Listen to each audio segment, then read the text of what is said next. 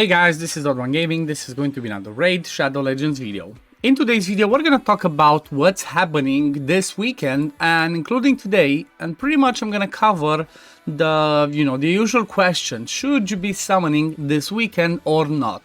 And I guess if you just want the short version, it's kind of a yes, right? It's kind of a yes, and I guess I'm gonna go through everything and explain why I believe this weekend is a good weekend to summon, and maybe for those of you that don't really want to, why not? So I personally will not be summoning this weekend because of the fact that, well, what's happening this weekend, at least, the 10 times it's happening, I already have that person. So let's jump into it. First of all, we have a guaranteed event going on. 40 Ancients. If you pull 40 Ancients, you're guaranteed to get yourself Elisinia. It's an interesting name, but she's pretty much one of the ones that, I don't remember which one it is from the slots because I already did it and I cannot see it. However, this one is pretty straightforward, right?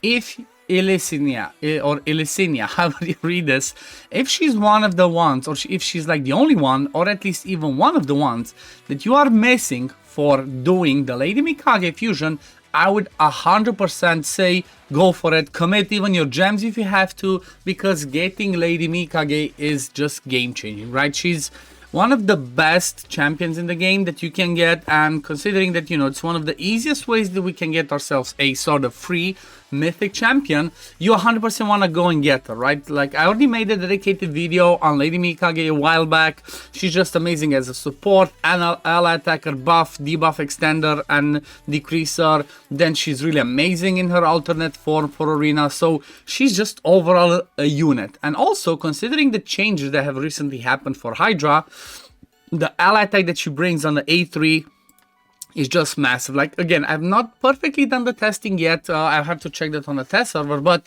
I have a feeling that ally attackers are going to be the meta, specifically the ones like Lady Mikage, like a Cardiel, the ones that also bring you some cool buffs and some other cool mechanics. So again, for this one, when it comes to it, 100% go for it. Pull for Elisinia. Oh my god, I'm just gonna die with this name. I'm getting past it, but still, if you need her for the Lady Mikage fusion, pull, right? Pull, because we just recently had 2 times Ancient, so it's gonna be a while before that one comes back, and 100% is a good idea from my point of view. Now let's move on over to the next thing. Let me see if we have it in the news. If not, I'm gonna just go and look on the tell you what's happening this weekend. I guess we don't have it over here. However, you might have already seen videos yesterday of other content creators mentioning this. If not, I'm gonna tell you. Well, we're gonna have this weekend, starting tomorrow, October 18th, they're planning to launch 2 simultaneous events, right? As usual, I guess.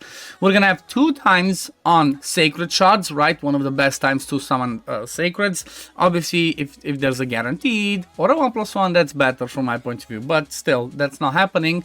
But we just have a 2 times. So not only is there a 2 times, but there's also a 10 times going on right now where we can get Glaicad of the Meltwater, right?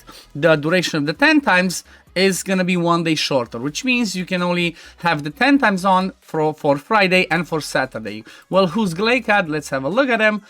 Honestly, this guy is just bonkers. Like, I made a video on him as well. Make sure you go check it out. I might pin Lady Mikage over here and then Glaicad on the other side, like, just so you guys, if you want to go and see those champion spotlights. But Glaicad, I pretty much called him Duchess 2.0, right? From my point of view, or at least specifically for Hydra, maybe even Arena, he's just better, right? He's so much better of what he brings that he's 100% going to be a top tier champion that you will want for your Hydra teams, right? He's just one of the best. He brings increased accuracy and increased defense on a 3 turn. And if he doesn't, this one's also a revive, right? It's a full revive with some turn meter, good HP. But if he doesn't do the revive, he still puts increased accuracy, increased defense, and then he gets an extra turn. So pretty much, if he's the fastest, you guarantee to have increased defense and increased accuracy on all of your champions for the whole duration of the fight, right? If you don't revive, gets extra turns, it's on a 4 turn cooldown, he lands it for 3 turns, so you're just gonna come back to it pretty fast. He also has an increased attack and a perfect veil on all allies except himself. As usual, he doesn't put a perfect veil on himself. And a turn meter boost, again on a 4-turn cooldown. These two buffs are only a 2-turn. However, because you get the extra turn on this one, it pretty much you rotate through it, coming back to it pretty fast. Then the A1 is not as not as crazy, just 2 hits, has a chance to land freeze. If the target has 50% HP or less, this debuff cannot be resisted. It goes out to a 50%. It's not a reliable enough freeze mechanic. So for the sake of Fire and Heart, it's not that good. So I guess this one just pretty much ignore it. But in the passive, this is an amazing passive as well. Allies under Perfect Veil buff placed by this champion deal 10% more damage. Also, allies under a Perfect Veil buff placed by this champion deal an additional 10% damage to enemies under Veil or Perfect Veil. So this one is not going to take effect in Hydra, but still, you're straight up going to get a 10% damage boost. Also, if you manage to build him in a 9-piece protection, 2 buffs here, plus 2 buffs here, he basically brings you 30% damage boost, right? The Perfect Veil one, and then from the buffs. He's just a monster, right? He's just a monster when it comes to Hydra, and I honestly really love mine. And if I did manage to pull another one, I might build him, honestly. But right now, I think I'm doing pretty good. I still obviously have to experiment with all the Hydra changes. But if I'm not gonna pull specifically for this, right? I'm trying to save up another big stock of Sacreds. I already have plenty, and these are just, Clan Boss doing the CDC, getting PR, and Doomtar and all of that. So, just free to play, pretty much free to play. Now, what else is happening this weekend? Well, we also have the Hero's Path, or what is it? Yeah, Path of the Fateweaver. So this one consists of upgrading champions and summoning champions. So pretty much doing, summons like a summon rush, you get points for each type of the shards, and then champion training. The points, I think they're pretty similar. Again, I think they reduced these points. I may be wrong. I think Sacred used to be 5,000 or 4,500. I'm not sure. Don't quote me on this.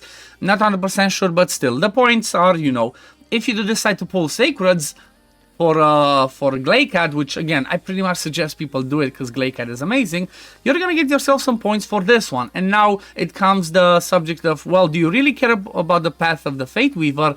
Well, this one's going to be a pretty straightforward answer.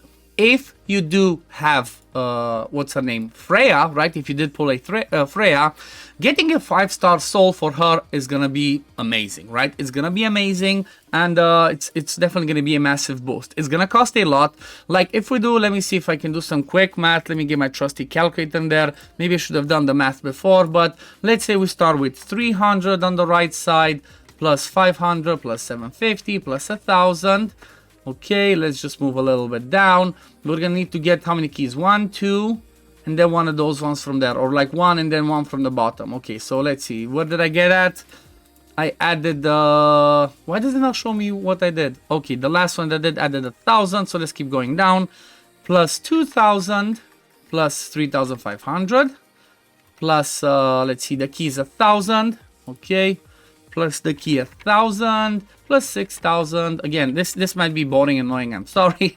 Plus 10,000 for the Lego book, and then grabbing the 2 other keys to be able to unlock this one is gonna be another 2,000, right? So there we go. 34,050, unless I missed something, and then with getting the soul itself, it's gonna be 84,050. So that's the whole.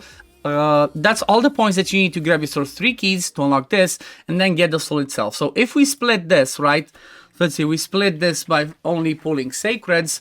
That's going to be around 19 Sacreds. It is a lot. However, you would, like I said, getting a 5-star soul would be awesome. You'd also get yourself the 6-star haste speed glyph, right? Getting a immortal soul stone, a book, some other rewards on the side. So it's actually not that bad, but it's not that good either, because 19 Sacreds is a lot. However, like I said, if you are pulling this weekend and you have Freya, you should 100% do it.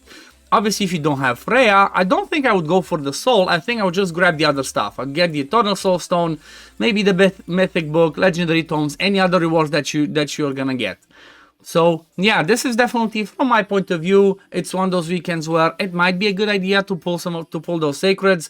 Try to get Glaicad. If you also have Freya, try to get her soul. If you don't have Freya, just grab any of the other rewards. So yeah, I think that pretty much covers it. Also do keep in mind that this one's going on for 4 days up until Sunday. You might grab yourself some points from the champion training part of it, right? The upgrading champions part. So even if you don't have 19 sacreds, maybe you just have 15 sacreds, you can pull them and then finish it off with the champion training side of it, or just pull any other type of shards. So yeah, it's a pretty fun one and definitely worth it from my point of view again.